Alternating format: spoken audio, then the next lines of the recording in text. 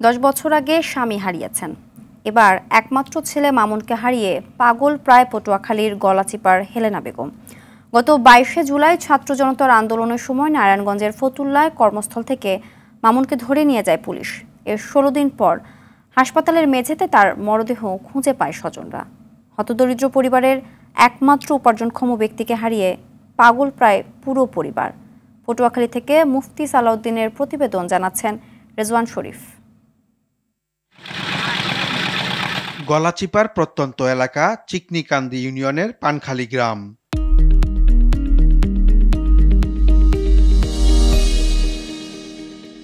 মা, স্ত্রী ও 2 সন্তান নিয়ে কোনো রকমে চলতেন হতদরিদ্র পরিবারের যুবক মামুন। অর্থাভাবে পিতৃহীন পরিবারের 5 সদস্যের মুখে হাসি ফোটাতে চলে আসেন নারায়ণগঞ্জের ফতুল্লায়। সেখানে এক দোকানে কাজ করে যা আয় হতো তা দিয়েই কোনো রকমে চলত পরিবারটি।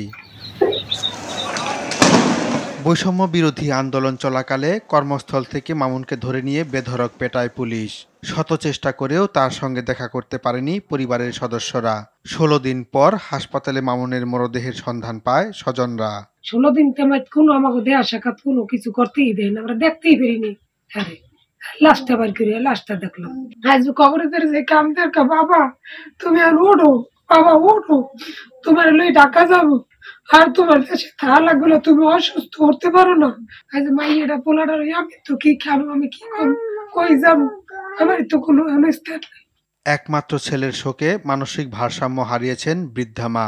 এখন আর কথা বলতে পারেন না, শুধু চেয়ে থাকেন নিষ্পলক।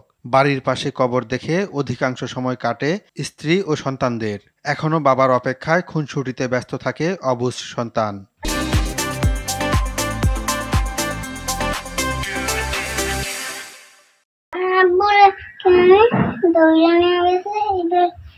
কান্নাকাটি করছিলাম, দেখা করতে চেয়েছিলাম, দেখা হইবে না। অসহায় পরিবারটিতে নেই কোনো উপার্জনক্ষম ব্যক্তি।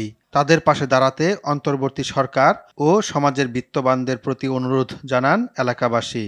সংসার খুব বেহাল দশায় আছে, সংসার চালানোর মতো এই সংসারের কোনো কর্ণধার নাই। এখন অসহায়ের মধ্যে দিন কাটছে এরা। এখন আমরা মোটামুটি দেখি, আমরা কতদিন দেখবো, আমাদেরও সেই সম্পদ নাই। এখন তারা খুব দুর্গতিতে আছে। তারা আমরা সরকারের কাছে কিছু সাহায্য চাই। এরা 2 ছেলে মেয়ে আছে, এখন সংসার চলার মতো কোনো ব্যবস্থা নেই। সন্তানদের অনাগত ভবিষ্যতের কথা ভেবে অশ্রুসিক্ত জাকিয়া বেগম বিচার চাইলেন আল্লাহর কাছে। রেজওয়ান শরীফ, RTV।